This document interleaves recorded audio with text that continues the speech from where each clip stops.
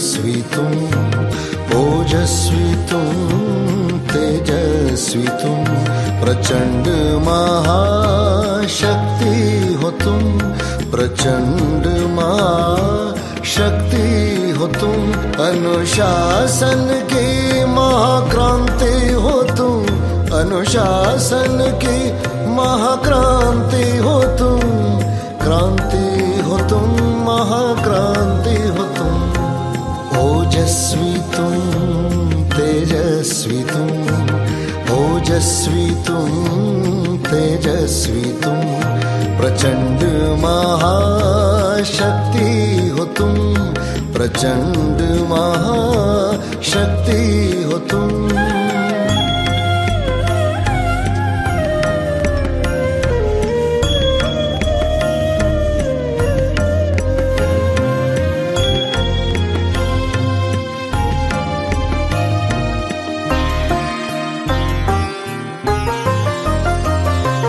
ज्वाला सी जलती मशाल हो तुम, आत्म उन्नति के पथ में बढ़ते चलो तुम, बढ़ते चलो, अंधकार मिटाते चलो तुम।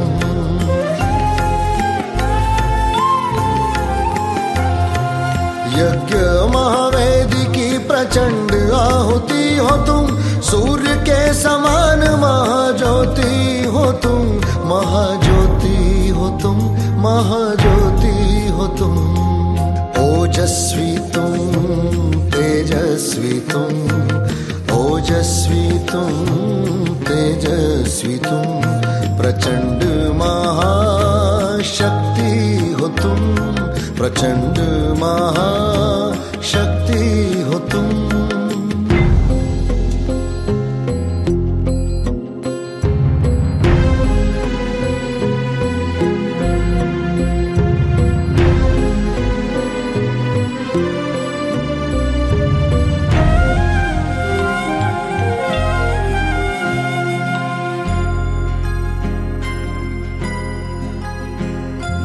वाणी में ओज हो, मुख में प्रखर तेज हो, तपस्या की धुन में रमे बाबा की आस हो, बाबा की आस हो।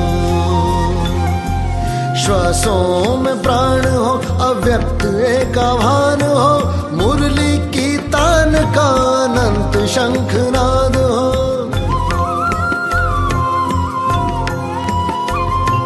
तुम महावीर हो, वज्र के समान हो, कोई ना भेद सके ऐसी चट्टान हो। तुम क्रांतिवीर हो, तुम कर्मवीर हो, महिमा तुम्हारी जग में अपरंपार हो। ओजस्वी तुम, तेजस्वी तुम, ओजस्वी तुम, तेजस्वी तुम, प्रचंड महाशक्ति हो तुम, प्रचंड महाशक्ति हो तुम, अनुशासन की महाक्रांति हो तुम, अनुशासन की महाक्रांति हो तुम, क्रांति हो तुम, महाक्रांति हो तुम, ओजस्वी तुम, तेजस्वी तुम, ओजस्वी तुम, तेजस्वी तुम, प्रचंड महाशक्ति हो तुम, प्रचंड महाशक्ति हो तुम।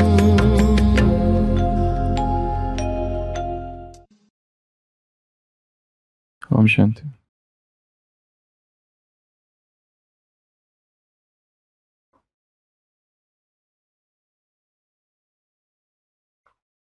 एक शिकारी एक पक्षी को पकड़ता है,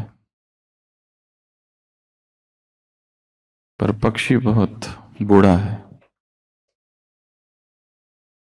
और वो पक्षी उस शिकारी से कहता है, मुझे पकड़ के तुम्हें कोई फायदा नहीं है, ना मैं दिखने में सुंदर हूं, मेरा कोई मोल तुम्हें नहीं मिलेगा, ना ही मेरी आवाज मधुर है, मुझे पकड़ के क्या फायदा, मुझे छोड़ दो।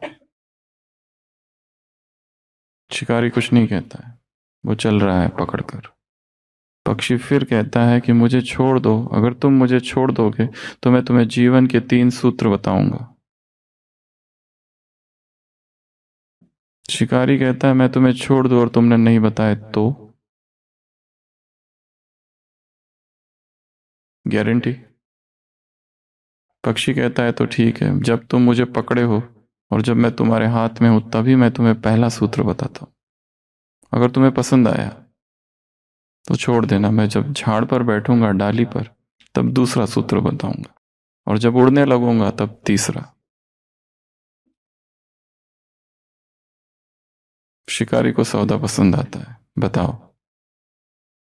पक्षी कहता है जो बीत गया सो बीत गया। जो व्यक्ति बीते का चिंतन करता है, बीती हुई बातों का चिंतन करता है, वो जीवन में कभी भी सफल नहीं हो सकता। और जो बीते को विसारता है वो अपने आप आगे बढ़ जाता है। बात सटीक थी, शिकारी को पसंद आई, सत्य था। पक्षी को छोड़ देता है। पक्षी डाली पर जाकर बैठता है और कहता है जीवन में कभी भी ऐसी बातों पर विश्वास न करना जो तर्क संगत नहीं हो। जब तुम्हारी बुद्धि कहती है कि यह बात गलत है, उसे गलत कहना और उसका त्याग कर देना, उसे पकड़ के मत रहना।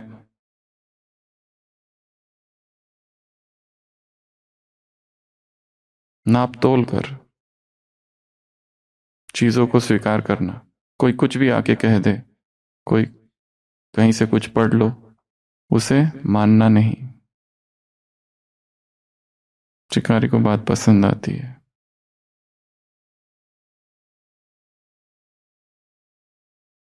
और पक्षी फिर उड़ने लगता है। और शिकारी पूछता है तीसरी बात।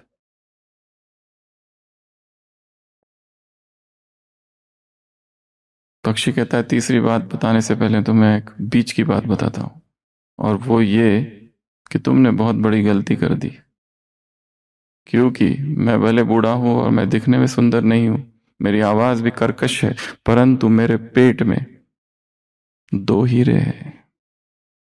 अगर तुम मुझे नहीं छोड़ते और तुम मुझे मार देते और काटते तो तुम्हें 2 हीरे मिल जाते। शिकारी उसकी ये बात सुनकर दुखी हो जाता है। फिर कहता है तीसरी बात तो बता दो। वो कहता है तीसरी बात मैं तुम्हें क्यों बताऊं, जबकि तुमने पहली और दूसरी बात पर अमल ही नहीं किया। मैंने तुम्हें पहली बात बताई थी, जो हो गया सो हो गया, पक्षी हाथ से छूट गया सो छूट गया, अब क्यों दुखी हो रहे हो? फिर भी तुम दुखी हुए। जो बीत गया था, जो छूट गया था, उसके बारे में सोचने लगे। और मैंने तुम्हें दूसरी बात कही थी कि कोई भी तर्क संगत बात ना हो उस पर विश्वास नहीं करना, और तुमने इतने जल्दी विश्वास कर लिया जब मैंने तुमसे ये कहा कि मेरे पेट में हीरे हैं। क्या पक्षी के पेट में भी हीरे होते हैं? मूर्ख, तुम तीसरी बात सुनने के योग्य ही नहीं हो, इसलिए मैं तो चला। जब तक तुमने पहली और दूसरी बात नहीं सुनी और जीवन में लाई, जब तक तुमने पहला सूत्र और दूसरा सूत्र नहीं समझा, तीसरा सूत्र समझने के तुम लायक ही नहीं हो। चैप्टर 1, त्याग का पहला चैप्टर, देहभान का त्याग। जब ये छोड़ोगे तब दूसरी पॉइंट समझ में आएगी। चैप्टर 2, देह की जो कर्मेंद्रिया है उनकी जो गुलामी है, उस गुलामी का त्याग। दास के 9 लक्षण थे विठल भाई, कौन से?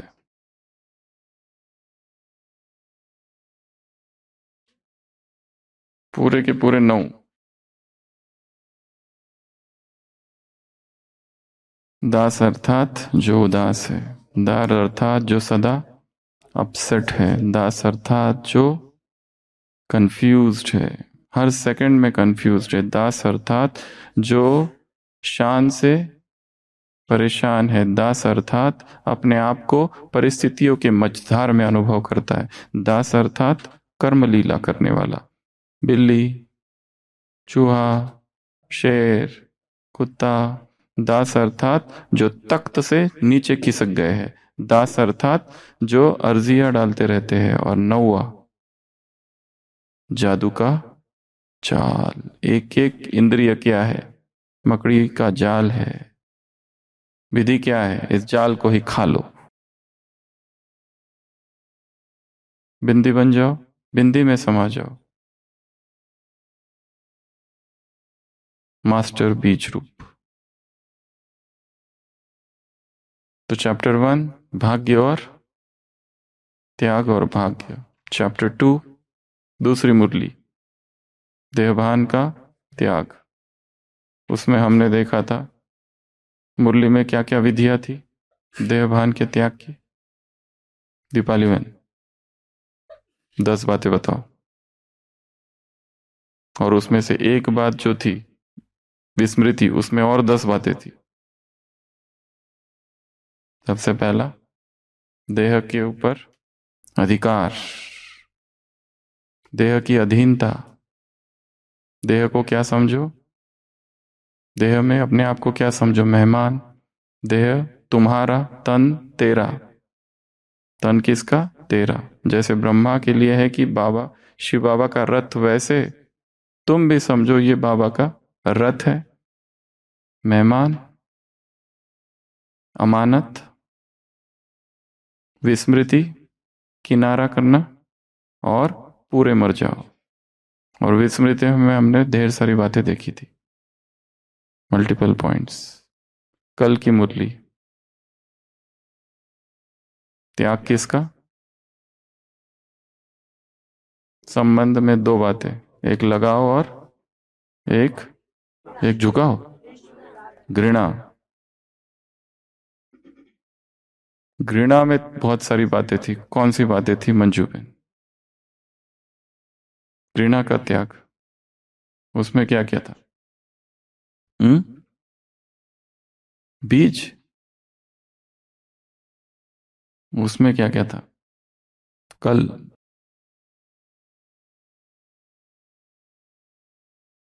सबसे पहले क्या था? मोह का त्याग।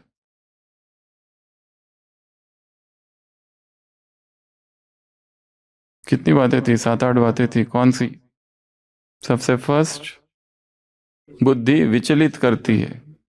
जिस व्यक्ति से घृणा है वो हमारी इच्छा पूरी नहीं करता, हम उसके कर्म हमारे मन पसंद नहीं होते हैं, तो वो बुद्धि को क्या करता है? विचलित करता है। फिर उल्टा चिंतन चलता है, विरोधी चिंतन चलता है, उल्टा चिंतन चलता है। और याद करते हैं बाप को, याद आता है वो। थर्ड, फोर्थ, स्वार्थ। क्या हो जाता है? स्वार्थ। स्वार्थ आ जाता है। अगला वेस्टफुल, व्यर्थ। अगला तंग हो जाते हैं। अगला शक्ति, बुद्धि, समय, सब कुछ चला जाता है उसके चिंतन में।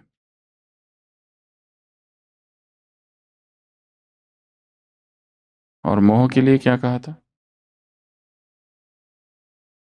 5 बातें थी अरविंद भाई, 5 बातें कर्म बंधनी आत्मा के लक्षण।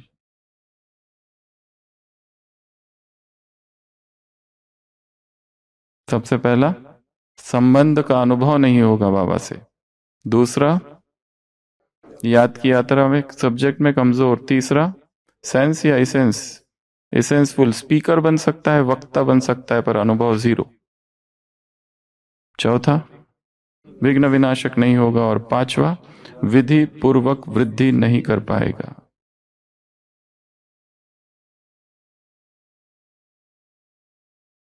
आज की अव्यक्त वाणी, त्याग का और एक सोपान, त्याग की एक नई सीढ़ी, त्याग की एक नई परिभाषा, नया चैप्टर। किसका त्याग करो? व्यर्थ।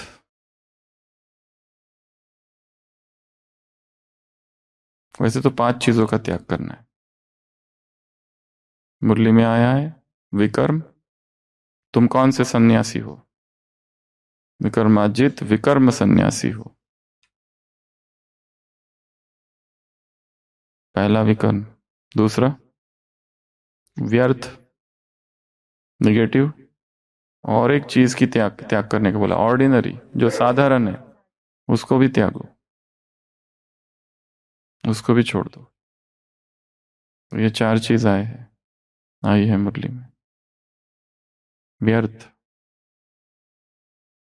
निगेटिव, साधारण, विकर्म। एक और शब्द है भाषा में, कुकर्म। अच्छा, वो दूसरी पॉइंट है, चालू भाषा।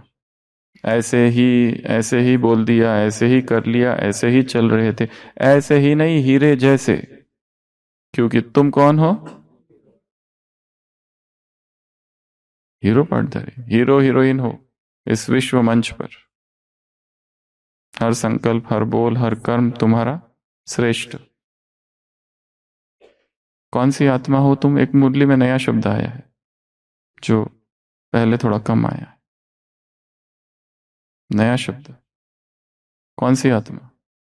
नया है एकदम। कौन सा? सुकर्मा आत्मा। कौन सी आत्मा हो? सुकर्मा। भगवान के हाथ में जो चाहे वो बना सकता है। सुकर्मा आत्मा हो तुम।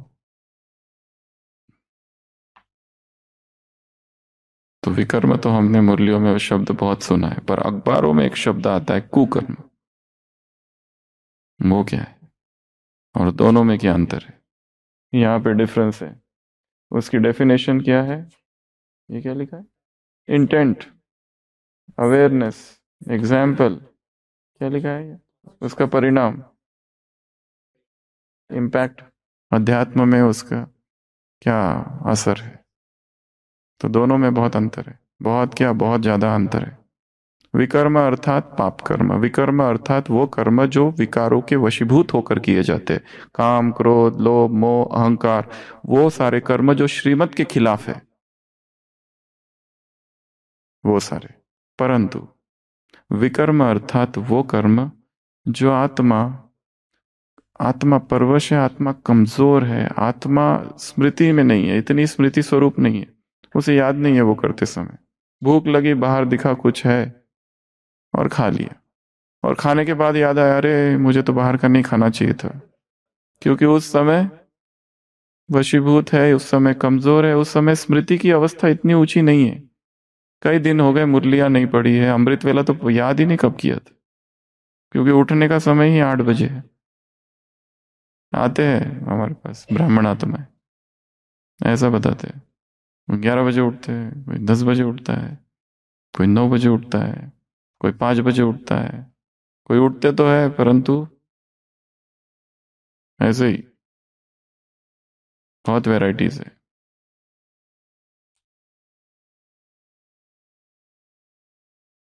तो विकर्म हो रहे, किसी की निंदा कर दी, किसी की ग्लानि कर दी, कटाक्ष कर लिया, कुछ ना कुछ कर रहे। अमृत वेला नहीं किया, सो गए, फिर नींद आई, आलस, अवज्ञाएं, झूठ बोल देते, कुछ भी कर लेते, पर अवेयरनेस थोड़ी कम है। ये सब विकर्म है। विस्मृति की अवस्था में हो रहा है सब कुछ, उन्हें पता नहीं बोले है। ये सारे विकर्म की कैटेगरी है। तो विकर्म की ये परिभाषा, इंटेंशन उनको पता ही नहीं, अवेयरनेस नहीं है। उदाहरण ये सारे कॉन्सिक्वेंसेस, आत्मा की जो उन्नति होनी चाहिए वो नहीं होगी, अध्यात्म में ठहराव आ जाएगा। ये है सारे विकर्म। फिर कुकर्म क्या है? कुकर्म अर्थात जान बूझ कर पाप करना। कुकर्म अर्थात संपूर्ण स्मृति है, अवेयरनेस है कि मैं झूठ बोल रहा हूं, और लक्ष्य है सामने वाले को दुखी करना, ठगना, फंसाना, हर्ट करना, आहत करना। अपने शब्दों से इंटेंशन इतना इविल है कि पता है मैं ये कहूंगा उसको दुख पहुंचाऊं, यही लक्ष्य है। ये जो है विकर्म, उसमें लक्ष्य नहीं है इस तरह का इंटेंशन, उसमें पता ही नहीं व्यक्ति को 4 लोगों ने किसी एक व्यक्ति के बारे में गलत बोला है तो हम भी उनके साथ ज्वाइन कर लेते, हम भी बोलने लगते। फिर जब रियलाइज होता है नहीं नहीं ऐसा नहीं है, तो वहां पश्चाताप होता है। ये है विकर्म। पर कुकर्म एक अलग ही चीज है। कुकर्म अर्थात जहां पहले ही पता है वो व्यक्ति राइट है, पर अंदर जेलसी है, ईर्ष्या है, द्वेष है, बदले का भाव है, उसका बदला लेना है, उसको गिराना है, उसको मारना है, कुछ भी करके उसके प्रति नफरत फैलानी है, जहर फैलाना है। ये जो कार्य है इसे कहा जाता है कुकर्म। और ये रैपिड डिक्लाइन करता है, स्पिरिचुअलिटी में अधपतन की ओर ले जाता है। बहुत फास्ट विकर्म विनाश होता है। जो भी पुण्य कर्म किए, कोई आत्मा होगी 10 साल से, 20 साल से, 30 साल से, 40 साल से, 50 साल से ज्ञान में चल रही है, परंतु हर दिन कुकर्म हो रहे हैं, तो जो जो पुण्य किया है वो बहुत तेजी से नष्ट हो रहा है, बहुत तेजी से, उसे भी नहीं समझ में आ रहा है, क्योंकि लक्ष्य ही, मंशा जो है वो अशुद्ध है, मंशा में नफरत है। तो ये बहुत बड़ी चीज है कुकर्म, बहुत ऊंची बड़ी चीज। तो इस मुरली में बाबा ने कहा है विकर्म अर्थात क्या, 3 बातें बताई विकर्म की। कुकर्म की तो चर्चा ही नहीं। कुकर्म अर्थात क्रिमिनल असॉल्ट, जबरन, जबरदस्ती, नाजायज तरीके से, इलीगल तरीके से, फुल अवेयरनेस के साथ। जो डाकू है, लूटने वाला है, उसको पता है वो क्या कर रहा है। ऐसा नहीं कि भाई मैं जा रहा था, चीज रखी थी, मुझे क्या पता किसकी, ले लिया, विकर्म। बाद में पता चला अरे मेरी नहीं है तो वापस कर दी, पर विकर्म तो हुआ। पर ये पता है ये पेन इसका है और वो नहीं है, और कंफर्म किया कि वो नहीं है। Full intention, full awareness, full intention, full awareness के साथ जो किया जाता है उसे कहते हैं कुकर्म। और अवेयरनेस और इंटेंशन ये है तो वो है विकर्म।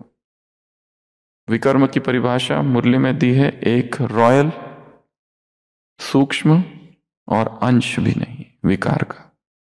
ये तो बाबा केवल विकारों की, विकर्म तुम्हारे सिर पर 63 जन्मों के विकर्म है।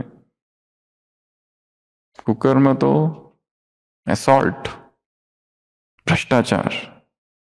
जो भ्रष्टाचार करता है ना,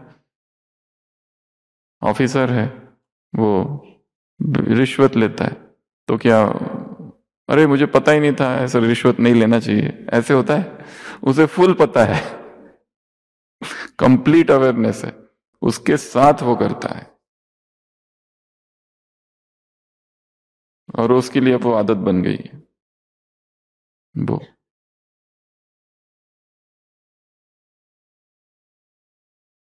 विकर्म छोटे छोटे होते हैं, विकर्म थोड़ा छोटा है, बाकी इनसे तो कंपैरिजन में निगेटिव और व्यर्थ से ऊंचा है। विकर्म, पहले कुकर्म, फिर विकर्म, फिर निगेटिव, फिर व्यर्थ और फिर साधारण। इस मुरली में तो कहा ये साधारण भी छोड़ो। बड़ी ऊंची ऊंची बातें हैं, इनको समझने में कितना टाइम लगता है। 70 दिन का कोर्स है या 7 दिन का या 70 साल का? 70 साल भी कम है।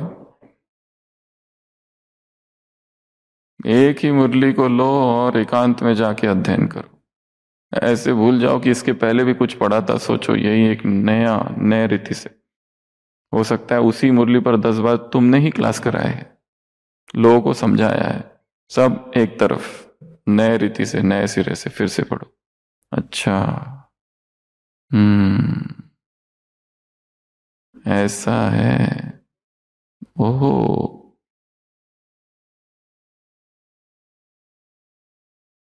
तो इन दोनों को समझना है कि सारे दिन भर हमसे क्या हो रहा है।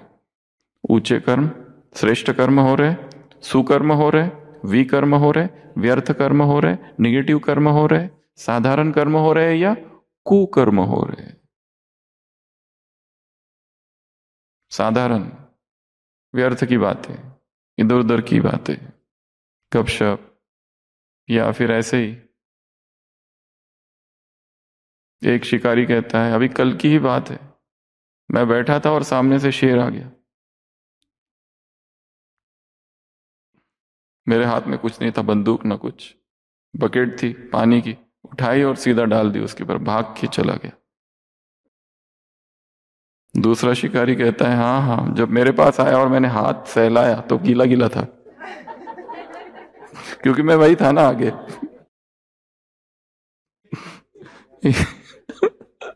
एक फेंक रहा है तो दूसरा भी। अभी इससे आत्मा का पतन तो नहीं हो रहा है, आत्मा की दुर्गति नहीं हो रही है इससे, पर क्या हो रहा है?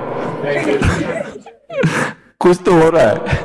एक है कि आत्मा इसमें विकर्म में तो चलो रुक जाती है प्रगति, पर ये जो दूसरे है व्यर्थ, नेगेटिव, नेगेटिव में भी बहुत फास्ट पतन होता है, पर जो व्यर्थ है और जो साधारण है उसमें उन्नति नहीं है, बस इतना है।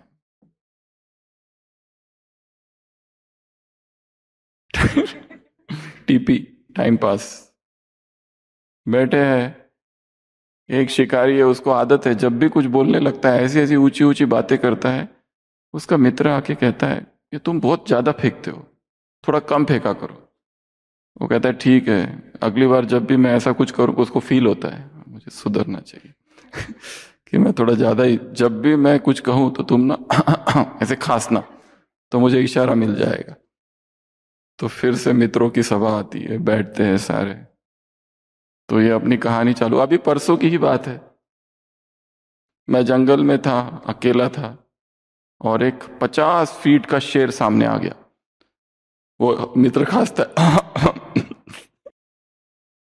वो कहता है 50 फीट का तो पहले लगा, पर जब मैंने ध्यान से देखा तो 40 फीट का था।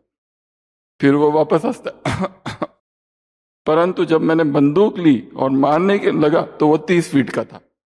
फिर से हंसता तो फिर तय, पर मैंने जब मार दिया और नजदीक जाके देखा वो तो 20 फीट का था। फिर से वो खांसता है उसका मित्र तो कहता है पर मैंने जब टेप से नापा तो 15 फीट का निकला। मित्र फिर खांसता है, बोलते बस अब 1 फीट भी कम नहीं करूंगा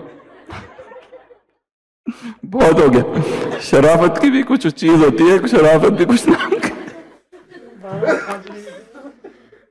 खांसे ही जा रहे हो, कितना कम करूं? तो इसे क्या कहते हैं? बातें हैं इसमें किसी व्यक्ति का नुकसान नहीं है, ठीक है, कोई शारीरिक कुकर्म नहीं हो रहा है, किसी के प्रति कोई निंदा नहीं हो रही है, कोई ग्लानि नहीं हो रही है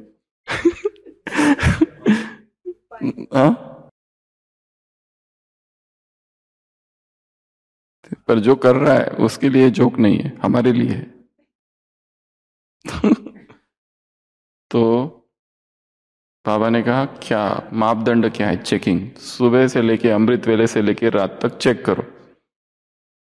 सुकर्म, विकर्म, श्रेष्ठ कर्म है, कुकर्म है, साधारण कर्म, व्यर्थ कर्म, नेगेटिव कर्म क्या है? मुरली में 4 उदाहरण दिए हैं। पहला, जो रॉयल कुल के होते हैं वो क्या करते हैं? रॉयल कुल वालों का क्या उदाहरण है? साधारण चलन नहीं होती है, नीचे चीज गिर गई तो उठाएंगे नहीं। कोई बेचने आएगा तो खुद जाके देखेंगे नहीं, ना ही मोल भाव नहीं करेंगे, बार्गेनिंग करेंगे नहीं, हाथ भी नहीं लगाएंगे। कोई किसी ने कोई गिफ्ट दी, खुद नहीं लगेंगे, कहते रखो। तो ये सब रॉयल कुल की जो आत्मा है उनके लक्षण। एक तो वैसे तुम भी। दूसरा उदाहरण दिया वैष्णव का, वो भी कुछ भी खा लेते क्या? तामसिक चीजें ना, छूते भी नहीं। इवन राजाओं का उदाहरण देते, पहले राजा डायरेक्ट नहीं खाते, पहले वो कुछ लोग अपॉइंटेड होते हैं किचन में, पहले वो खाएंगे, चखेंगे और फिर राजा। ये भी यहां पर भी ऐसा। तीसरा उदाहरण दिया जिज्ञासु, तो जिज्ञासुओं को हम डायरेक्शन देते हैं निषेध कर्म, निषिद्ध कर्म जिसको कहते हैं, निषिद्ध है ये, फॉरबिडन, नॉट अलाउड। फॉरबिडन अर्थात बिल्कुल भी अलाउड नहीं है, ये करना ही नहीं है बिल्कुल। अगर ये किया तो आउटकास्ट, फतवा, फरमान बिल्कुल नहीं कर सकते यहाँ। बाकी छोटी छोटी चीजें अलाउड है। बाइबल में लिखा है 10 कार्डिनल सिंस। कार्डिनल अर्थात बहुत बड़े पाप, और फिर है मीनियल सिंस। मीनियल सिंस अर्थात छोटे छोटे छोटे छोटे पाप। Menial since, cardinal since. कुछ कुछ चीजें ठीक है, झूठ बोल दिया, ये सब ठीक है, माफ कर दिया, परंतु विकर्म, कुकर्म, उनके लिए कोई माफी नहीं है। ऐसी ऐसी बात है। तो ये तीसरा उदाहरण। चौथा उदाहरण तोते का। क्या है कहानी? नलके के ऊपर बैठ के क्या कहता है? क्या क्या? नल के ऊपर नहीं बैठना। और बैठा कहाँ है? नल के ऊपर। इसमें उसका वर्णन नहीं है, परंतु ये साकार मूल्यों में आते रहता है। साधु है जिसके पास बहुत सारे तोते हैं, और सब तोतों को उसने गीत सिखाया है। गीत कौन सा है? शिकारी आएगा, जाल बिछाएगा, पर हम जाएंगे नहीं, पर हम फंसेंगे नहीं। दाना डालेगा, पर हम फंसेंगे नहीं। तो साधु है, कुटिया है, झाड़ है, तोते है। साधु एक दिन चला गया, शिकारी ने देखा अवसर अच्छा है, अपना जाल डालता हूं। पर शिकारी जब गया और देखा कि ये तोते तो बहुत ही प्रशिक्षित तोते, हाईली ट्रेन्ड, एजुकेटेड तोते, इनको पकड़ना तो बहुत मुश्किल है, क्योंकि एक साथ गा रहे। शिकारी आएगा, जाल डालेगा, दाना डालेगा, परंतु हम फंसेंगे नहीं। शिकारी सोचता है चलो ठीक है, एक दो मूर्ख तो हो गई जो फंस जाएगा। जाल डाल देता है और सो जाता है, और जब सो के उठता है तो क्या दिखता है? सब के सब तोते फंस गए। परंतु आश्चर्य की बात और एक है, फंसे हुए पर गाना कौन सा गा रहे? शिकारी आएगा, जाल डालेगा, दाने डालेगा, परंतु हम फंसेंगे नहीं, और फंसे हुए सब है। मैकेनिकल। चिल्लाते हैं, कहते हैं विकर्म नहीं करो, पाप नहीं करो, परंतु व्यर्थ में नहीं जाओ। बीती को चिंतन मत करो, परंतु कर तभी रहे। मैकेनिकल रीडिंग, तोता रटन, पढ़ लिया है, रट लिया है, पर समझा नहीं है। जैसा सिखाया है वैसे। बच्चा अपने पिताजी से पूछता है, पिताजी पिताजी मुझे बताओ। पिताजी अखबार पढ़ रहे हैं, ये डिस्टर्ब करता है बीच बीच में आके। वो कहता है भगवान ने आकाश क्यों बनाया, छत क्यों नहीं बनाई ऊपर? पिताजी इरिटेट होते, कहते मुझे पढ़ने दो। नहीं, कहते मुझे बताओ। वो कहता है कि अगर न छत होती न छप्पर होता तो ऊपर से भूत प्रेत टपकते, और फिर तुम बच्चों को तंग करते, जाओ अब पढ़ने दो मुझे। बच्चा कहता है अगर भूत प्रेत आकाश की वजह से नहीं टपकते तो हमारे मास्टर जी कहां से आ गए?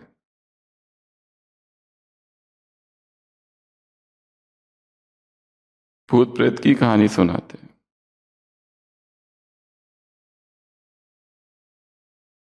तो 3 उदाहरण, रॉयल बच्चे, रॉयल फैमिली वाले, वैष्णव और जिज्ञासु। अपने लिए निश्चित करना है कि निषिद्ध कर्म कौन से है। बिल्कुल करना ही नहीं है ये, बैंड, सेंसर्ड, स्टॉप, फॉरबिडन। ये किया तो दुख निश्चित है, पक्का है एकदम। तो आज की ये मुरली है, और इस मुरली से काम। सबसे पहला काम है स्पॉट द वेस्ट गेम। क्या गेम है ये? इस गेम में ग्रुप में आपको वो दिया जाएगा, एक उदाहरण, एक सिनेरियो दिया जाएगा, एक सीन दिया जाएगा, उसमें एक स्थिति है, ऐसी 4 स्थितियां दी जाएगी। उसमें आपको लिखना है क्या परिवर्तन करना है। पहली स्थिति का उत्तर हम दे रहे, जैसे हम किसी का इंतजार कर रहे हैं और वो लेट हो गया, तो हमारे मन में विचार चलने लगता है ये हमेशा ही लेट होता है। और मन में शिकायत भर जाती है, व्यर्थ विचार। सशक्त परिवर्तन क्या करेंगे? यह समय आत्मचिंतन या दूसरों को शुभकामनाएं देने का है। चलो इस समय का उपयोग अच्छे विचारों और बाबा की याद के लिए करते हैं। यह है परिवर्तन। उसी तरह से दूसरे नकारात्मक प्रतिक्रिया प्राप्त करना। परिस्थिति, एक सहकर्मी जो है आपके काम की आलोचना करता है, आपको कहता है, और हम क्या सोचने लगते हैं, हमेशा मेरे काम में गलतियां ही निकलता है, मैं क्यों प्रयास करूं, फिर छोड़ो। व्यर्थ विचार, आलोचना या निराशा या चिढ़ जाना। सशक्त परिवर्तन क्या करना है, ये आपको लिखना है। इस परिस्थिति में कोई आया और वह निंदा कर रहा है, हमें क्या परिवर्तन करना है। अगला, अनावश्यक गपशप। सहकर्मी जो आपके सारे बैठ के किसी के बारे में गॉसिप्स कर रहे हैं और आपको लगता है कि मैं भी प्रेरित होती हूँ कि उनके साथ बैठ के थोड़ा मैं भी अपना 2-3 अनुभव सुनाऊं, अनुभव की लेन देन। और सशक्त परिवर्तन इसमें क्या करेंगे? अगला है अभिभूत। इतना काम सब मुझे ही करना पड़ता है, घबराहट होती है, क्या परिवर्तन करोगे? संकल्प। अगला, टाल मटोल करना। जो काम मुझे आज करना है आपको लगता है मैं बाद में कर लूं, तो उसमें क्या परिवर्तन लाएंगे? ये हो गए 4 परिस्थितियां। और दूसरा आज का होमवर्क है एलिवेटेड स्पीच। 30 सेकंड का या 1 मिनट का स्पीच तैयार करना है, परंतु वो स्पीच कैसा हो? बहुत पावरफुल शब्द हो, जिसमें कोई तो शुभकामनाएं हो, शुभ भावनाएं हो, इस तरह वाला वो स्पीच हो। उसका विषय या तो प्रेरणा हो सकता है, दृष्टिकोण, शुभ भावना। उदाहरण, मैं सभी आत्माओं को शुभकामनाएं देता हूं कि उनका हर दिन नई ऊर्जा और शक्ति से भरा हुआ। इस तरह के 3-4 लाइन हो, जो केवल 30 सेकंड में अपना ही ऑडियो रिकॉर्ड करना है। बहुत पावरफुल स्पीच। कितना सेकंड का? 30 सेकंड या तो 1 मिनट। 1 मिनट ज्यादा हो गया, 30 सेकंड काफी है, जिसमें 3-4 लाइनें आ जाएगी। वो समान हो सकता है, शुभ भावना, शुभकामनाएं हो सकता है। ठीक है, तो ये थी आज की मुरली। तो व्यर्थ, विकर्म और विकर्मों की भी लिस्ट है, कुकर्मों की भी लिस्ट है। वो अभी टाइम कम है, नहीं तो इसको बाद में सुनाएंगे कि ब्राह्मण जीवन में विकर्म कौन से हैं और ब्राह्मण जीवन में कुकर्मों की क्या परिभाषा है। एक उदाहरण यहाँ दे रहे, गॉसिप करना, ये सब जो है, मलाइन करना किसी को डेलिबरेटली, वो कुकर्म है। और फिर अटैचमेंट, ये कल डिस्कस करेंगे या कभी बाद में। ओम शांति।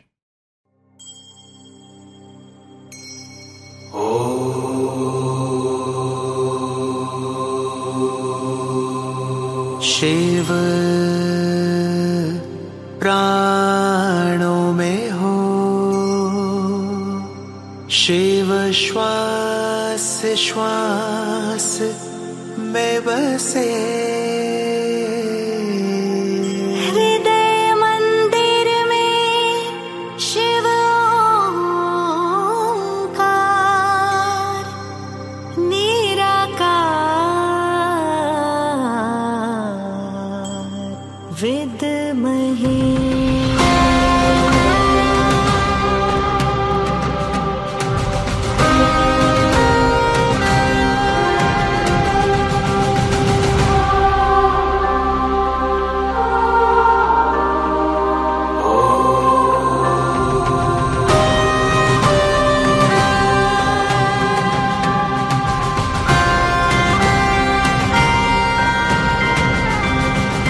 सृष्टि की रचनाकार शिव शक्ति योगेश्वरी, तुम शिव शक्ति योगेश्वरी।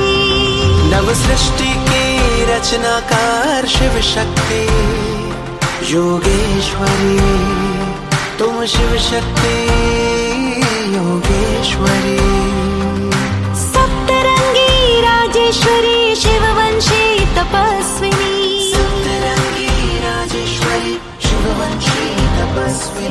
शिव शक्ति योगेश्वरी, तुम शिव शक्ति योगेश्वरी। सप्तरंगी राजेश्वरी शिववंशी तपस्विनी, सप्तरंगी राजेश्वरी शिववंशी तपस्विनी। शिव शक्ति योगेश्वरी, तुम शिव शक्ति योगेश्वरी।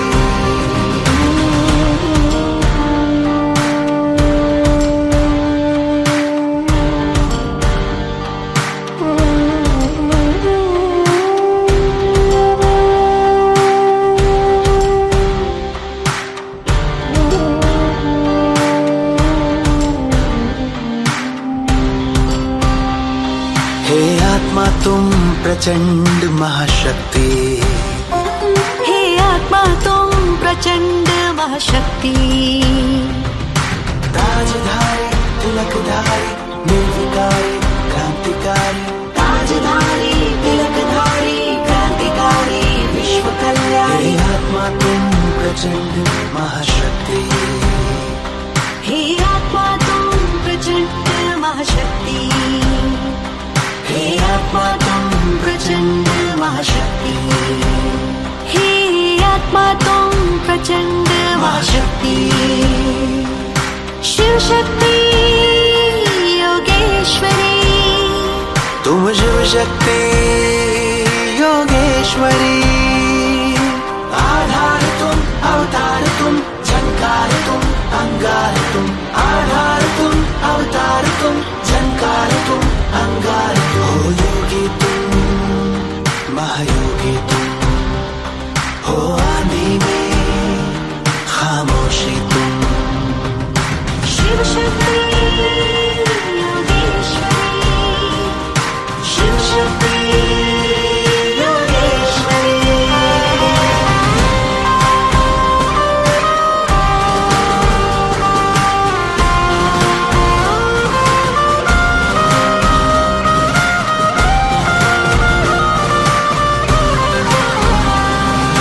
सृष्टि के रचनाकार क्रांतिवीर तुम। सखावीर तुम। महावीर तुम। शक्तिवीर तुम। नव सृष्टि के रचनाकार क्रांतिवीर तुम। सखावीर तुम महावीर तुम शक्तिवीर तुम। महायज्ञ की आहुति तुम। महायज्ञ की दिव्य ज्योति।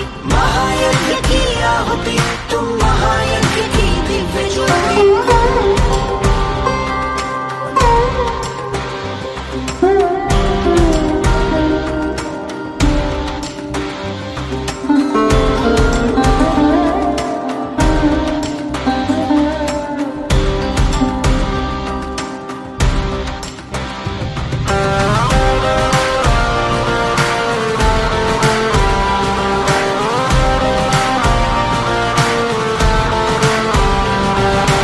ओजस्वी तेजस्वी तुम राजयोग के तपस्वी।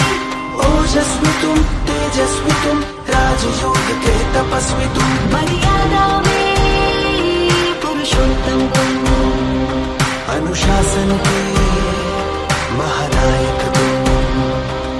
सदा विजयी वरदानी इतिहास की अमर कहानी। सदा विजय वरदानी तुम इतिहास की अमर कहानी।